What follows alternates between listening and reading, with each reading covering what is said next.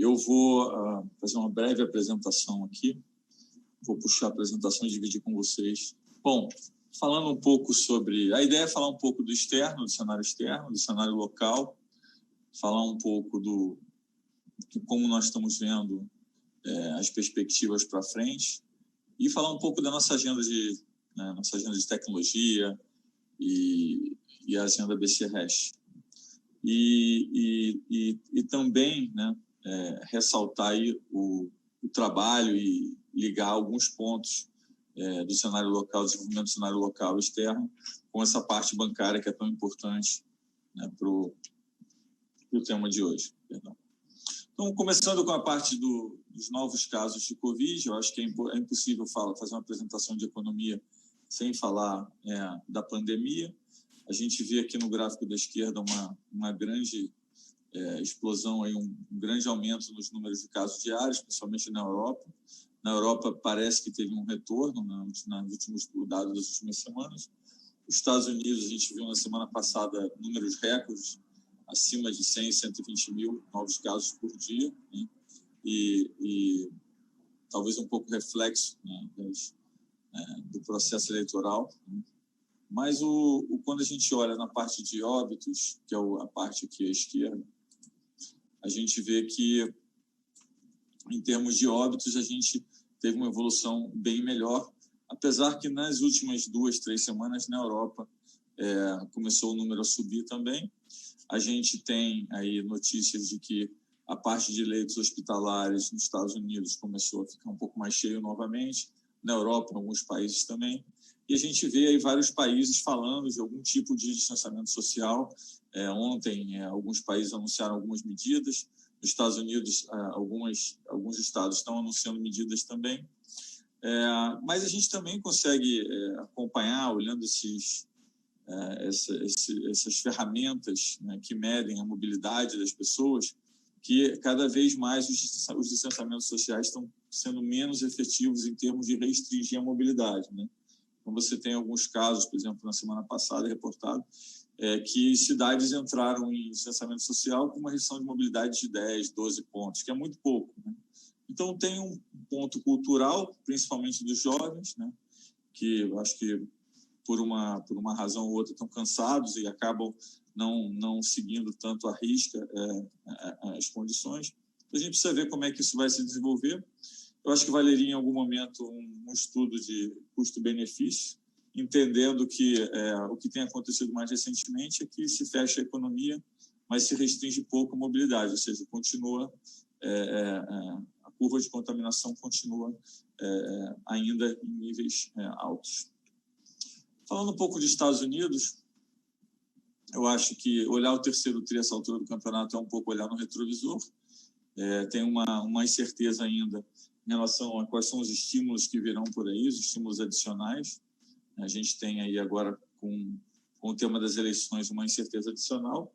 Na parte de baixo, eu destacaria na parte de empregos, né, que a gente vê que o desemprego não temporário subiu bastante, ou seja, tem uma parte estrutural do desemprego que subiu bastante nos Estados Unidos, e o temporário ele foi bastante reduzido, mas não ainda voltou ao nível, né, de antes da pandemia.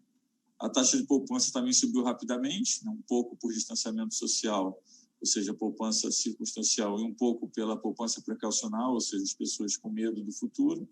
E a gente vê também, quando a gente olha nas faixas por renda, que as pessoas com salário mais alto, basicamente, ou estão fazendo trabalho remoto, ou não foram afetadas, ou já voltaram, enquanto que a parte do salário mais baixo é onde tem ainda um grande gap para recuperação, para chegar a níveis antes do Covid.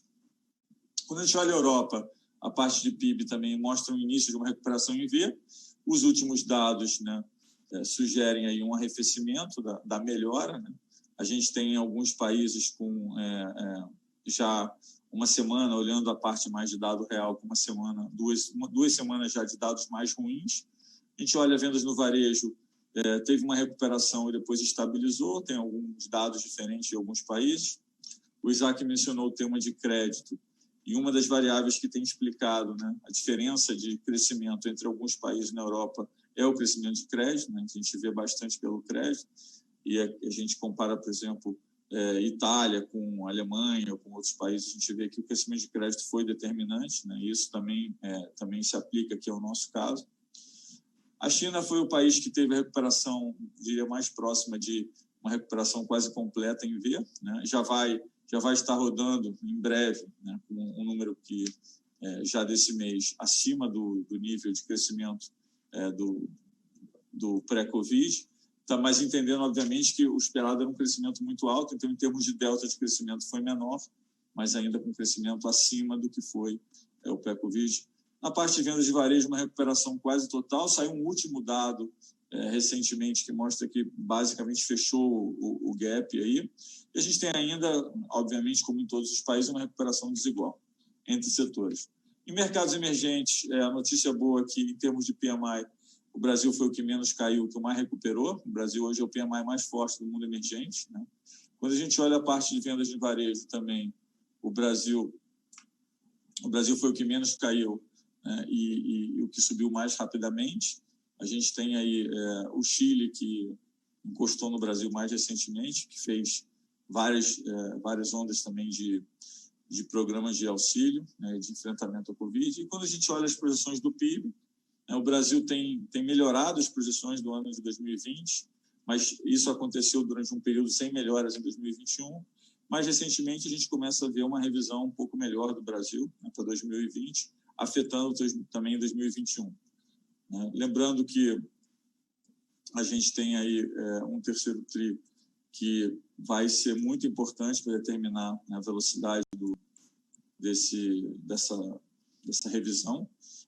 A gente teve o BCBR recentemente e se realmente o número do terceiro TRI confirmar algo perto de 9%, a gente vai ter ainda, na nossa opinião, talvez algumas revisões para melhor, né, de crescimento em 2020, mas aí coloca o Brasil com um carry, né, com carregamento de crescimento para 2021 um pouco mais positivo, vai estar aí entre 2,7% e 3% de carregamento, que deve também melhorar as perspectivas para 2021. Muito se falou de inflação, não só no Brasil, como no mundo. A gente vê um número de artigos escritos em muitas matérias nos jornais de vários países, principalmente no mundo emergente. A gente vê que a inflação de alimentos, né, nos Estados Unidos, ela subiu, caiu um pouco recentemente, mas continua num patamar bastante elevado, né? Enquanto que nos países da Europa teve um movimento de alta aí no pico da pandemia, mas em quase todos os países essa inflação já voltou, né? Em alguns casos já voltou até abaixo do que estava antes, como é o caso do Reino Unido. Na parte do mundo emergente, a gente vê o Brasil com uma inflação de alimentos que subiu recentemente, né? O Brasil tem alguns programas de auxílio, alguns programas algumas medidas de enfrentamento ao Covid que são diferentes e que geraram um pico de consumo. A gente vai falar um pouco depois sobre isso. Mas, de uma forma geral, a gente tem tido uma inflação de alimentos. Os países onde a moeda se desvalorizou também teve um efeito da desvalorização das moedas via commodity. Lembrando que países exportadores de commodity, geralmente, quando a commodity sobe, o câmbio valoriza. Não foi assim em alguns países devido à pandemia, em especial no Brasil. Então, isso fez com que o preço de commodities na moeda local subisse mais. Quando a gente olha a parte do que foi, né, a resposta fiscal, o que foram os pacotes que foram feitos nos diversos países, nós ficamos muito interessados em saber, né, o que estava sendo feito, como estava sendo feito, para tentar, né, começar a olhar o que é a efetividade de cada coisa. Então, a gente olha aqui a distribuição do que foi feito em vários países. Eu diria que o ponto de observação aqui, no caso do Brasil, é você comparar o que foi feito para famílias, que é o azul claro, com o cinza escuro mais o cinza claro, que é basicamente pessoa jurídica, ou seja, comparando pessoa física com pessoa jurídica mais programas de emprego junto às empresas. E a gente vê que o Brasil é um dos poucos casos, só tem o Brasil e a África do Sul, onde a transferência foi muito maior para famílias, né, do que para empresas e programas de emprego. Então, essa foi uma particularidade do Brasil. Não só foi muito mais focado, a transferência foi muito mais focada em famílias, como ela foi muito desenhada para atender as famílias de mais baixa renda. Então, a recomposição de renda, quanto mais baixo, mais alta foi chegando ao limite de uma recomposição de renda de até 250%, dependendo da faixa de renda. Uma pergunta também que nós nos fizemos é qual é a eficiência, né, desse gasto, né? Ou seja, o quanto que você consegue, né, gerar de crescimento para cada 1% que é gasto. E aí tem vários estudos feitos, é difícil você ter um número exato. Aqui a gente se interessou em saber a relação de troca entre o que foi gasto em termos de resposta fiscal e qual foi a redução do crescimento esperado no biênio 2020-2021.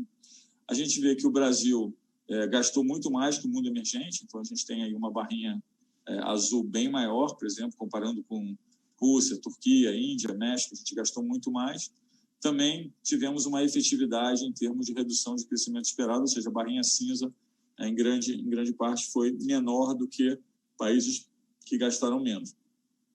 Quando a gente olha essa razão de troca, o Brasil está mais ou menos parecido com alguns países desenvolvidos em termos de quanto foi gasto e o quanto foi reduzido em termos de crescimento esperado no biênio. Mas aí a gente se pergunta, mas qual é o custo desses programas todos de ajuda? Qual é o custo dessas medidas de enfrentamento? Como vai ficar o mundo depois disso? E aqui no gráfico da esquerda, eu acho que é super interessante olhar, né, esse montante de dívida, né, o padrão histórico de dívida. Esse é um gráfico mais longo, que vem desde 1880, mas a gente vê que a gente está num nível de dívida no mundo avançado, né, que já ultrapassa a Segunda Guerra Mundial, e um nível de dívida no mundo emergente que a gente nunca chegou nada nem parecido na história recente. Mas mais curioso do que isso, né, é que não só em nominal, né, você está com um nível de dívida maior, mas você está com uma dívida maior em nominal, em percentual do PIB, mas também com uma taxa de juros muito baixa, né? Lembrando que quando você tem uma renda fixa com a taxa de juros muito baixa, você tem um efeito de convexidade maior, ou seja, para a mesma mudança em taxa, você gera um efeito de pobreza muito maior. Então, se esse gráfico não fosse, né, em valores nominais, fosse em risco, dado que esse é um seminário de risco que nós estamos aqui, essa linha seria incrivelmente pior, seria quase 3 vezes pior. Então, a gente estaria num nível nunca antes visto de sensibilidade a mudanças nos juros. Por que isso é importante? Porque se a gente começa a ter uma recuperação global e a curva longa começa a subir, vai ter um efeito pobreza que vai retirar estímulos da economia de uma forma nunca antes vista. Então, acho que é importante observar essa dinâmica. Quando a gente olha a parte do mundo de países emergentes, a gente vê que o Brasil já estava com uma situação delicada, um país que vem crescendo a dívida consistentemente ao longo do tempo, e depois da pandemia, ficou basicamente com uma dívida mais alta do mundo emergente, com exceção de países pequenos, como Angola e Líbia, mas, assim, claramente uma situação de dívida que precisa ser endereçada. E aí, olhando qual é o efeito da dívida alta, né, a gente consegue ver o efeito em várias variáveis, né, que precificam o risco percebido pelos investidores, e a gente consegue ver, no caso da moeda, que países que têm mais fragilidade fiscal tiveram uma desvalorização de câmbio maior. Você poderia também fazer essa mesma comparação com o CDS ou com inclinação de curva, teria um resultado muito semelhante. Quando a gente pensa em apetite a risco, né, ao contrário da crise de 2008, onde teve um foco bancário muito grande, de instabilidade bancária muito grande nos países desenvolvidos, a gente vê que agora aconteceu a recuperação aconteceu de uma forma muito diferente. Você tem aí, e a gente aqui dividiu o mundo emergente em 2 partes. Eu gosto muito desse gráfico, que mostra exatamente o que está acontecendo nessa recuperação. E a gente vê, basicamente, que, em termos de apetite a risco, o grupo 1, né, que são países como Indonésia, Malásia, Polônia, Chile e Rússia, o apetite a risco voltou quase na mesma velocidade, né, que os países mais avançados, ao passo que o grupo 2, né, não teve uma recuperação tão boa, teve uma queda. Já vinha de um patamar pior, obviamente, mas essa diferença aumentou muito no pós-Covid. E a gente consegue ver que um dos fatores de diferenciação entre esses grupos é exatamente a dívida, né?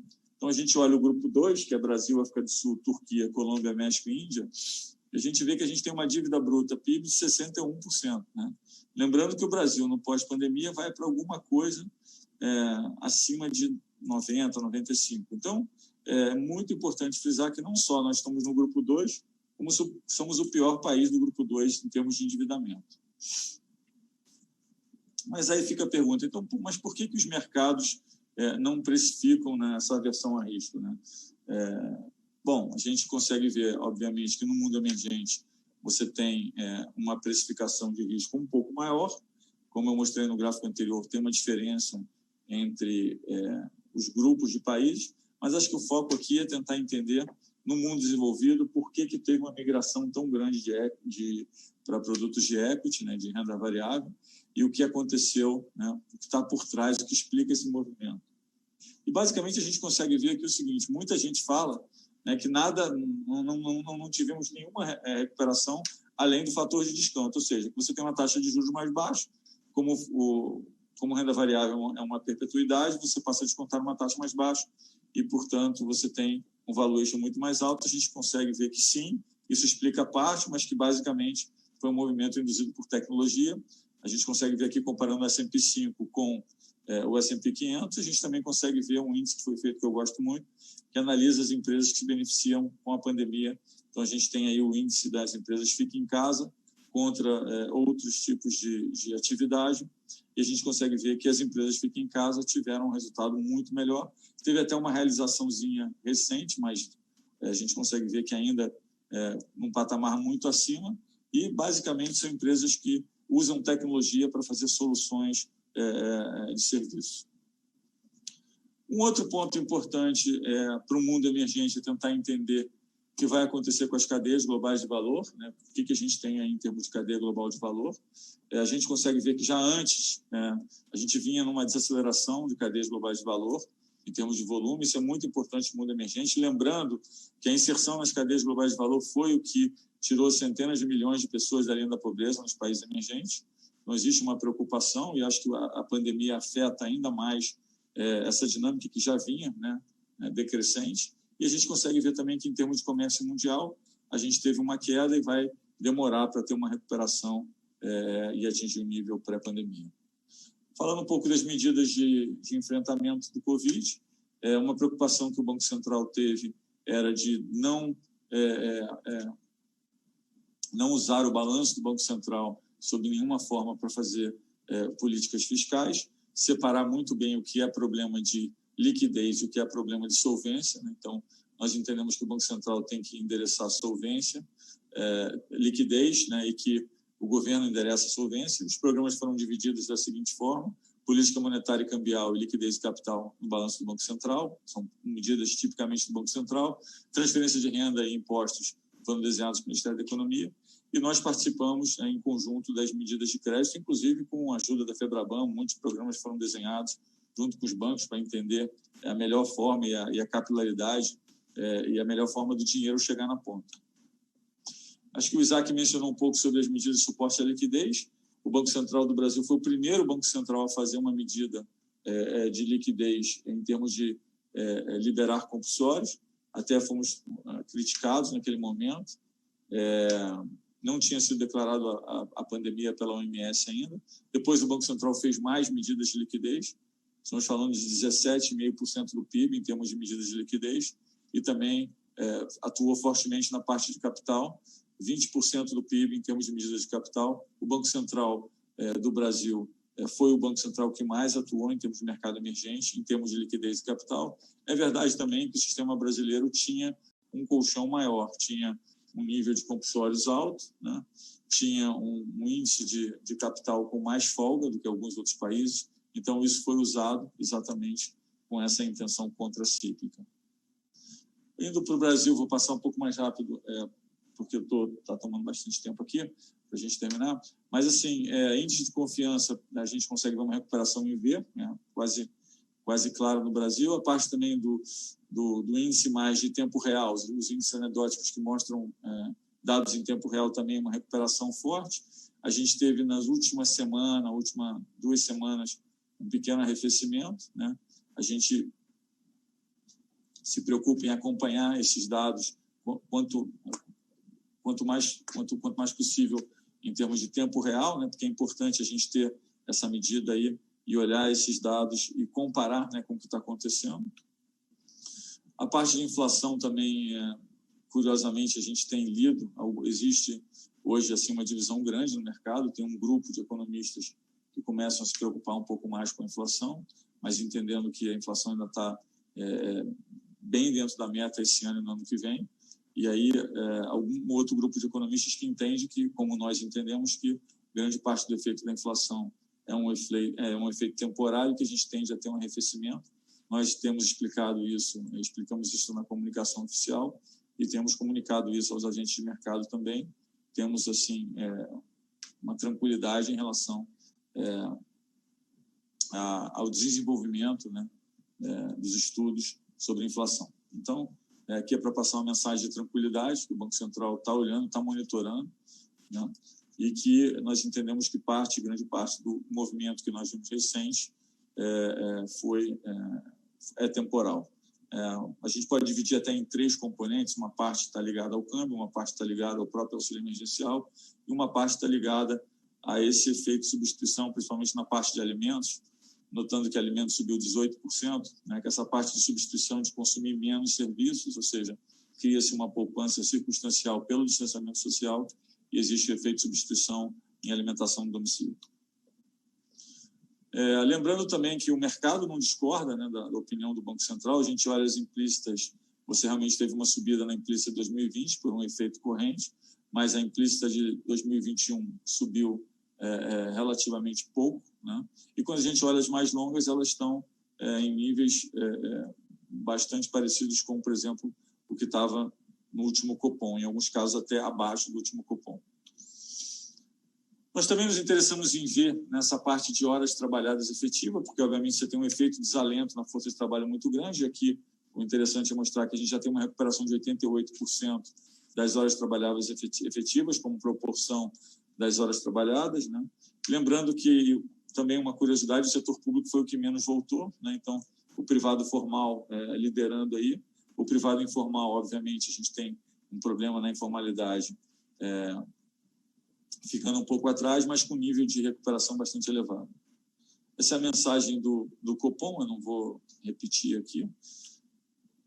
Falando um pouco de risco fiscal, eu acho que o que tem preocupado o mercado, obviamente, é esse volume de rolagem muito concentrado, o fato do Tesouro estar tendo que encurtar um pouco a dívida. A gente consegue ver no gráfico da direita, né, que a reação das LFTs basicamente foi função do que já estava acontecendo com a LTN, né? Então a gente consegue ver que você teve um movimento nas LTNs e depois teve um movimento nas LFTs, né? Então a gente vê realmente um aumento de prêmio de risco. Olhando mais específico as LFTs aqui, a gente teve um momento onde realmente nós entendemos que o Banco Central precisava atuar junto com o Tesouro, né, para estabilizar o mercado. Nós fizemos uma medida em relação à restrição na rolagem das compromissadas, e aí realmente o mercado corrigiu, obviamente, o que determina o spread, né, a percepção de risco. Então, teve um elemento técnico que foi endereçado pelo Banco Central, mas é importante aqui passar a mensagem de credibilidade fiscal, se a gente quiser realmente estabilizar os mercados. Olhando também a parte da diferença de juros do Brasil para outros países, na parte mais longa, o Brasil claramente sofreu uma deterioração, uma piora, e essa piora é muito, muito coincidente com a percepção, em algum momento, né, no tempo, dos agentes de mercado de que o teto poderia não ser respeitado, poderia se adotar uma solução para expandir gastos além do que já tinha sido anunciado.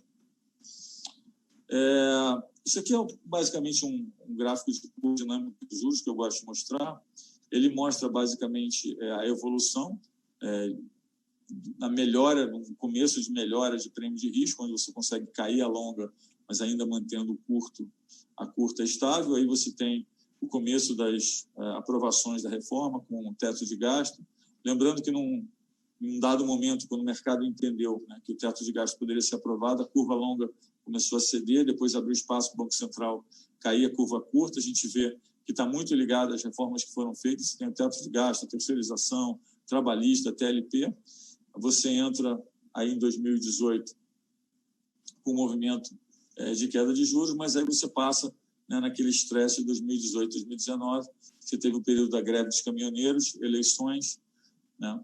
E aí teve o caso JBS, e você tem uma elevação da parte longa, e depois a gente começa a ver, né, claramente, quando o mercado entende que pode ter, né, que a reforma da Previdência pode ser aprovada e que está caminhando no Congresso, a gente tem um novo movimento grande de queda de juros longos.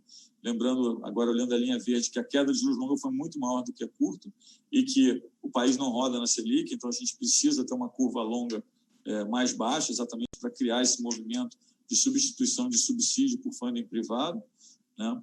E aí, finalmente, a gente entra num período onde começa a ter algum ruído, tem a pandemia, aliado a algum ruído político, e aí, em algum momento, começa o questionamento, né? Nessa última parte, começa o questionamento sobre o teto de gastos e a estabilidade fiscal. E a gente vê, então, uma elevação. Então, a gente tem, hoje, em termos de inclinação, né, uma curva muito inclinada, com uma taxa de juros curta de 2% e uma taxa de longa espelhando aí uma incerteza em relação à nossa disciplina fiscal.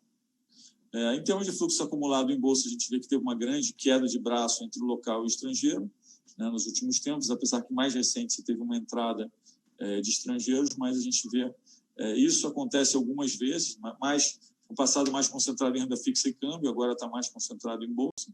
É importante fazer com que esse fluxo de estrangeiros volte, ou seja, a credibilidade aqui é chave. Em termos de câmbio, a gente vê que teve realmente um aumento de volatilidade. No Brasil, teve um pequeno descolamento de volatilidade, mas não foi muito alto quando a gente compara com o CDS. A gente tem uma mudança na forma de negociação de câmbio, a gente vê um aumento no número de contratos mini, isso realmente fez com que tivesse uma diferenciação. Não é uma relação causal, mas a gente percebe que quando esse volume de contratos de day trade aumentou na Bolsa, foi um período também que a volatilidade aumentou. Falando da parte de crédito, o Isaac mencionou aí alguns dados, eu vou falar mais brevemente, mas assim, é importante dizer que a partir da semana 9, no gráfico da esquerda, quando o Banco Central começou a tomar medidas mais fortes, o crédito em 2020 começou a crescer bastante, mesmo em relação a 2019, que tinha sido um ano forte. E quando a gente olha no gráfico da direita, a gente tem PJ crescendo 26,5%, é o maior crescimento do mundo emergente de crédito, né, em termos de PJ, e o total com PF um pouco abaixo. E aí tem um tema de demanda, gasto de cartões e tal, que pelo tema da pandemia acabou diminuindo. Não só o volume cresceu, como as taxas de juros caíram. A gente tem as taxas de juros em todas as modalidades, consegue ver que a gente está ou na mínima ou perto da mínima em todas as taxas, os spreads caíram. Então, a gente lê muita notícia de que não tem crédito, o crédito não está disponível. Obviamente, quando a demanda é muito grande, é impossível atender toda a demanda. Os bancos nem teriam capital para fazer isso da forma como se esperava. Mas, assim, eu acho que foi um aumento de crédito muito, muito bem feito, muito direcionado, né, planejado. As medidas foram feitas junto com os bancos, conversamos para entender qual era a capilaridade, qual era a possibilidade, aonde os programas seriam mais efetivos. Então, acho que aí foi um trabalho em conjunto, né, que ajudou muito a sociedade nesse período aí de recuperação. Falando um pouco da agenda de tecnologia, não tem muito mais tempo, mas aqui eu só enfatizaria que nós não paramos nenhum trabalho. Nós, na pandemia, tivemos que fazer todas as medidas da pandemia, mas continuamos a nossa agenda de inovação, a nossa agenda BC-RES. A gente começa o Pix, então, que foi o Go Live dele foi ontem, né? Estreamos ontem, com um volume enorme de operações, né? Enfatizando que todo o sistema grande no começo tem alguns, às vezes, problemas de matching de informações entre instituições financeiras. Queria ressaltar que o mais importante nesse período inicial do programa do Pix é ter certeza que a máquina de liquidação, ou seja, que a central de liquidação não tem nenhum problema, não tem nenhuma instabilidade. Isso não aconteceu em nenhum momento ontem. Eu acho super importante distinguir o que é a instabilidade no sistema com o que é o problema do matching das informações dos bancos, que estão adaptando seus modelos para fazer com que as informações casem e que as transações sejam completas. Então, a gente teve algumas transações rejeitadas, isso está sendo consertado. O número, em termos de índice de rejeição ontem, foi em torno de 7%, ou seja, foi baixo. Só para os senhores terem uma ideia, TED normalmente está em torno de 5%. Então, sim, tivemos um volume de rejeição. Nenhuma rejeição foi por instabilidade na central de liquidação, foi problema de matching, ou seja, de comparação de dados. Os bancos estão trabalhando nisso. É importante entender que todos os sistemas que foram feitos tiveram problemas, né, de operações não completadas no começo, mas foi um primeiro dia espetacular, foi melhor do que nós esperávamos. Em termos de rejeição, foi muito baixa em relação ao que vinha acontecendo no período de teste, e nós entendemos que esse sistema é muito sólido e vai proporcionar aos brasileiros aí uma forma muito econômica, rápida, transparente, segura de fazer as transferências. As características do Pix, eu acho que eu já tenho repetido em todas as apresentações, eu vou passar aqui um pouco mais rápido. A gente consegue ver que teve um volume de empresas, né, de instituições que aderiram, que foi altíssimo, isso fomenta a competição, mas é importante dizer que isso aumenta, isso muda modelos de negócio, né? Eu vejo muitas pessoas enfatizaram um aspecto negativo, não, mas vai tirar a receita dos bancos. Não, vai tirar a receita de um lado, mas vai dar a receita do outro. A gente consegue ver, e teve algumas reportagens na televisão ao longo da semana, de pessoas dizendo, olha, eu tinha um modelo de negócio que era inviável, agora eu vou voltar com o modelo de negócio. Eu vou criar um modelo de negócio diferente porque eu tenho uma coisa diferente, um sistema de pagamento diferente que vai me viabilizar a fazer um outro negócio. Então, aqui o importante é que a torta como um todo cresça, né? A gente se preocupa com competição, mas se preocupa com a inclusão e com a bancarização. Então, a gente está em um movimento, né, de todo o sistema ser mais saudável, mais automático, mais seguro, mais transparente. Então, acho que esse é o caminho. A gente compara um pouco com o que foi feito em outros países. Eu vejo artigos também dizendo que o Brasil fez uma coisa totalmente diferente. Não é verdade. A gente estudou como os outros países fazem.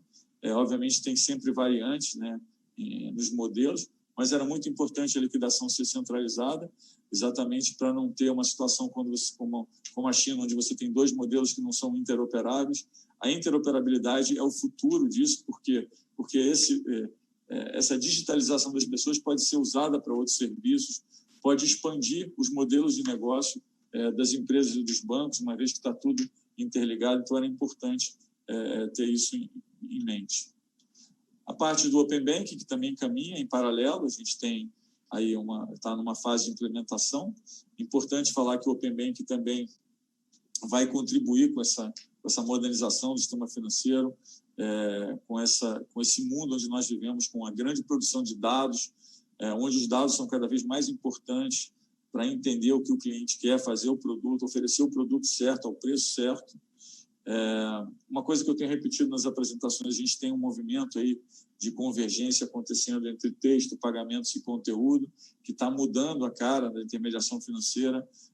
Você vai ter aí algumas cadeias verticais, onde você vai ter desde o anúncio do produto, venda, pagamento, análise de preferência de clientes, tudo isso interligado a uma grande produção de dados, né? Que eu acho que é o novo ativo, o ativo do futuro é produzir dados, né? A gente consegue ver a diferenciação na precificação de empresas na Bolsa, de acordo com as empresas que conseguem produzir dados, obviamente entendendo que esses dados são importantes em termos de poder oferecer os melhores produtos aos clientes.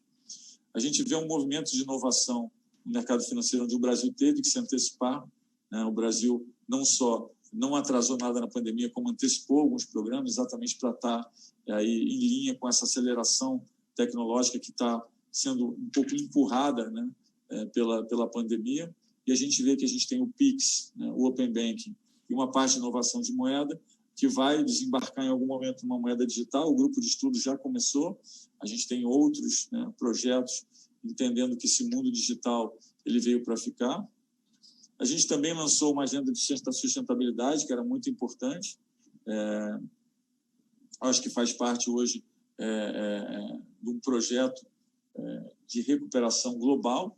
As sociedades no mundo estão demandando isso. Aqui não vou ter tempo de falar sobre todas as medidas. A gente tem feito um trabalho de divulgação da agenda, inclusive com a FEBRABAN. Os bancos têm, né, atuado individualmente e em parceria também em projetos importantes de sustentabilidade. Aqui eu só diria que nós dividimos aí entre parcerias, políticas, supervisão e regulação e a própria responsabilidade socioambiental dentro do BC. Olhando um pouco, já chegando no final da apresentação, visão do futuro. O que a gente espera do futuro? A gente está basicamente dizendo que a gente tem uma recuperação que vai ser mais calcada em tecnologia. A epidemia acelerou muito essa mudança na medicina, educação, em comunicação, finanças. A gente vê a diferenciação da tecnologia, principalmente quando as pessoas têm que ficar em distanciamento social. A gente tem aqui, então, fatores comuns na retomada, a tecnologia, mas também tem uma dimensão muito importante, que é o crescimento mais sustentável, mais inclusivo. Como eu disse anteriormente, a sociedade vai demandar, né, dos governos que esse crescimento seja inclusivo, seja sustentável. Todos os países do mundo, grande parte dos países do mundo, está falando em programa de renda básica, está falando em imposto de renda negativo, em programa de voucher. Então, a gente vê que existe uma preocupação com os que foram deixados para trás, né? Isso é uma preocupação, inclusive, que ficou mais forte, né, na sociedade, e a agenda de sustentabilidade, que é muito importante. A gente também falou das mudanças nas cadeias globais de valor, que eu acho que esse pode ser o lado negativo, né, da pandemia. A gente vê que existe um questionamento no quesito de especialização, porque alguns produtos, alguns suprimentos chaves durante a crise do Covid eram produzidos de uma forma muito concentrada em 1 ou 2 países, mas acho que é importante entender que esse movimento de cadeia global de valor foi o que produziu grande parte da convergência do mundo emergente. Então, o que a gente tem? Juros baixos, ambiente de alta liquidez no mundo, e eu acho que eu fecho com essa figura, que eu acho que é, né, um equilíbrio que a gente vê se formando em grande parte do mundo, que é uma recuperação com mais tecnologia, que induz mudança nos padrões de consumo, né, que induz uma mudança grande na parte de mão de obra, principalmente na parte de mão de obra de serviço. A gente tem aí uma parte, principalmente no mundo emergente, da mão de obra, a parte mais informal, né? E a gente viu no gráfico, inclusive é verdade também nos Estados Unidos, esses salários mais baixos, que saiu da mão de obra, que vai ter uma dificuldade maior para voltar, né? E aí o governo compensa isso fazendo ações. Então, no final, o equilíbrio é mais tecnologia, mudanças nos padrões de consumo, uma mudança secular na mão de obra. E como a pandemia acelerou muito a tecnologia, você acaba com os governos mais endividados. Então é isso. Muito obrigado. Desculpa se eu me excedi aí um pouco no tempo. Muito obrigado, presidente Roberto Campos Neto. Trouxe aí um balanço, uma série de medidas em várias frentes que o Banco Central vem adotando nos últimos tempos e com muita ênfase também sobre as medidas de enfrentamento da pandemia. Isso tudo ajudou bastante a mitigar os riscos que seriam naturalmente decorrentes em relação à fase mais severa e aguda da crise. Eu tenho 2 perguntas para lhe fazer e queria, então, passar para esse bloco, e com isso nós caminhamos para finalizar o encerramento aqui dessa abertura do evento. Eu faria a primeira pergunta com foco na avaliação da comunidade internacional sobre a resiliência do sistema financeiro mundial como um todo e também especialmente sobre o sistema bancário brasileiro.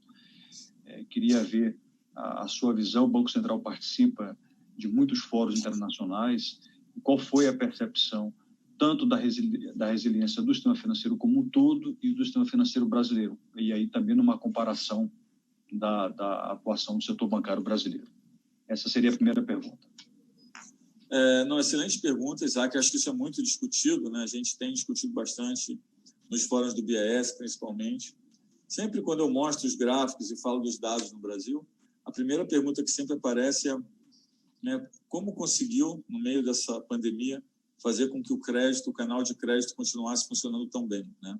A gente tem crescimento de crédito expressivo, eu mostrei, pessoa jurídica crescendo 27,5%. A gente teve crescimento de crédito com taxa de juros caindo, com spread caindo, com grande pulverização. A gente teve um crescimento de crédito robusto em pequenas e médias empresas, né, depois dos programas. Então, acho que a primeira pergunta que sempre fazem, a primeira observação parece que o canal de crédito continuou funcionando muito bem. Depois, uma outra observação é que nós fizemos muito, né, em termos de liquidez e capital, fizemos muito. Fizemos muito porque tínhamos também mais espaço. Então, assim, se mostrou, né, no momento de crise, que o Banco Central foi muito reativo, entendeu, né, rapidamente que a crise era uma crise mais séria do que se pensava. Lembrando que o nosso primeiro também movimento foi antes de quase todos os bancos centrais, e a gente já vinha discutindo, logo após aquele movimento, qual seria o próximo passo. Foi quando o Fed surpreendeu, né? Acho que todos vão lembrar, com a medida de juros, né? E depois outras medidas se seguiram. Curiosamente, quando o Fed fez aquela medida, quando o Banco Central Americano fez aquela medida, muitas pessoas acharam precipitado. Não, mas está muito precipitado. Eu acho que os banqueiros centrais, olhando os dados mais reais, em tempo real, estavam vendo que a parte de serviços ia ter uma interrupção muito grande. Eu me lembro que fui chamado até o Congresso e falei, olha, eu acho que essa pandemia, a parte de serviços, a gente vai sofrer aí uma ruptura grande, pelo menos durante algum tempo.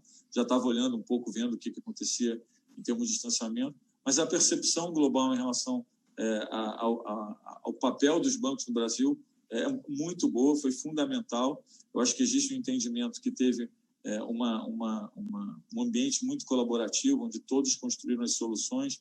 Eu me lembro, nós sentados aqui discutindo quais são as medidas que poderíamos fazer para ter certeza que as pequenas e médias empresas sobreviveriam durante a crise. Concordo com o Isaac que os bancos não foram o problema, como foram. Bom, os bancos no Brasil também não foram problema em 2008, foram bancos, foi mais um problema no mundo desenvolvido, mas os bancos, longe de ser problema, foram a solução.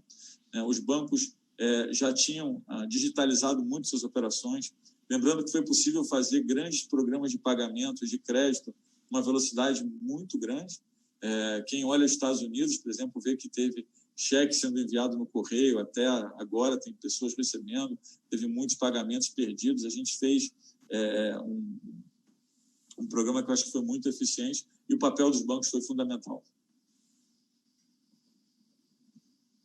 Obrigado por responder essa pergunta. Eu teria basicamente mais uma, talvez possa desdobrar em 3, mas focando ainda no crédito, eu me pergunto se, na sua avaliação, se existem alguns setores ou algumas modalidades de crédito que poderiam contribuir para uma recuperação melhor da economia. Eu me lembro que a agenda BC Hashtag apontou, por exemplo, o home equity como um potencial de atingir um total em torno de 500 bilhões de reais em crédito. Se essa percepção permanece, se existe aí alguma discussão, eu sei que o Banco Central não antecipa discussões de medidas futuras, mas do ponto de vista conceitual, se na sua visão há alguma modalidade, algum setor que precisaria ser mais estimulado para que ajude na recuperação da economia. Eu acho que aqui, Isaac, o importante a gente vinha num processo em 2019 de entendimento de que todo esse movimento de convergência ele levava, né, a uma estrutura de balanço dos bancos que seria diferenciada no futuro. Por quê? Porque a gente tem um choque de credibilidade, taxas de juros longas mais baixas. Com as taxas de juros longas mais baixas, você consegue fazer projetos estruturantes de longo prazo sem precisar subsídio. A gente via, por exemplo, que alguns direcionamentos como o RO, que é um direcionamento na agricultura, começava já a não ter demanda, porque as empresas podiam ir no mercado pegar o crédito a taxas baixas suficientes. Então, o que a gente estava vendo? Que era uma grande oportunidade de fazer a seguinte mudança. Você fomenta o mercado de capitais, faz com que as grandes empresas, né, que sempre tomam crédito em banco, ocupando grande espaço do balanço, com um spread muito baixo, possam ir direto para o mercado de capitais, aí abre espaço no balanço dos bancos para fomentar mais as pequenas e médias empresas, que são empresas que têm características um pouco diferentes. Você tem talvez um duration da dívida um pouco mais curto, mas um spread maior, né? Então aumenta a lucratividade dos bancos, e aí se a gente der segurança suficiente para que esse movimento aconteça, né, os bancos vão ter uma carteira até melhor, porque você vai ter um duration um pouco maior, mas a relação risco-retorno muda, porque antes do spread cair, né, você tem uma melhora na qualidade. Então a gente vinha vendo esse movimento. Ao longo de 2019, a carteira de grandes bancos no sistema financeiro caiu, SMI subiu muito, então a gente vinha esse movimento, né, que era um movimento natural. Veio a Covid, o que a gente viu foi que os grandes bancos entenderam mais rapidamente o tamanho da crise, sacaram as linhas, né, de liquidez dos bancos. Teve um período de 3-4 semanas nos bancos, onde as empresas grandes correram para sacar a liquidez. A gente entendeu que tinha que fazer uma coisa muito grande, muito rápida, exatamente porque a gente estava nesse movimento, né, de migração de grandes empresas para o mercado de capitais, de pequenas e médias empresas para balanço de banco, então a gente falou, não precisamos dar uma liquidez extra. Então, a gente viu esse movimento acontecendo. Então, o que a gente também entendeu? A gente precisa criar outros produtos, né, para que os bancos possam fomentar o crédito de uma forma mais pulverizada. Então, tinha uma parte de home equity, a gente fez uma parte de produtos de cooperativismo, a gente fez a parte da portabilidade para fazer com que o crédito pudesse movimentar, entendendo que esse movimento de taxa de juros baixo vinha para ficar e que outros produtos iriam existir. O microcrédito, por exemplo, é um crédito que nós acreditamos muito. Por quê? Porque ele gera educação financeira, ele gera inclusão. E é um produto que, bem feito, tem um retorno muito bom. A gente tem experiências no Brasil de microcrédito com retorno de 35%, 40%. Então, assim, eu diria que pequenas empresas, microcrédito e toda a parte de financiamento imobiliário. Por quê? Porque eu acho que essa parte do financiamento imobiliário, onde você tem um estoque de riqueza muito grande, onde o dinheiro pode circular mais na economia. Então, sim, é verdade, esse plano, obviamente, continua, a gente continua, inclusive teve uma MP que, infelizmente, caducou, que a gente gostava muito, porque criava uma oportunidade de dar um empréstimo barato com colateral e fomentar essa cultura de usar o imóvel, quando for preciso, para pegar um funding mais barato, gerar o crédito imobiliário. A gente teve algumas medidas de mudança de indexador, a gente precisa continuar avançando nisso. Tem um custo burocrático de fazer a operação em si, a gente precisa trabalhar nele, tem um custo cartorial, um custo que é um custo pesado para os bancos, para as pessoas, e que é um custo que no mundo digital faz pouco sentido, né? A gente pensa num programa futuro de como que a gente vai poder fazer para eliminar esse custo transacional que o banco tem que pagar, que as pessoas têm que pagar e que, na verdade, faz com que os spreads subam. Se a gente acredita que a gente vai ter uma eficiência maior, não faz sentido ter um custo transacional tão grande. Isso não é um custo nem dos bancos nem das pessoas, é um custo do processo burocrático e do entorno, né, que nós geramos.